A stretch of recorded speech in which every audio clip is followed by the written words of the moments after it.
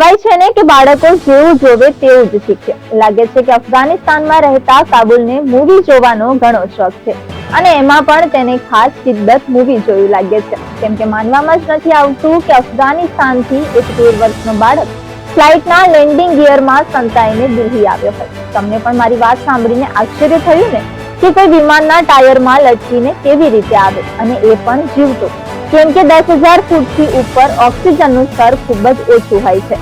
ઓક્સિજનના અભાવે વ્યક્તિ થોડી વારમાં બેહોશ થઈ શકે છે અથવા મૃત્યુ પણ પામી શકે છે. કાબુલને ઈરાન જવા માંગતો હતો અને એ પણ ઘરમાં કોઈને જાણ કર્યા વિના, અને ભૂલથી ભારત આવતી ફ્લાઇટના વ્હીલવેલમાં ચડી ગયો. આવી બાબતોમાં આપણે કોને જવાબદાર ગણાવવા?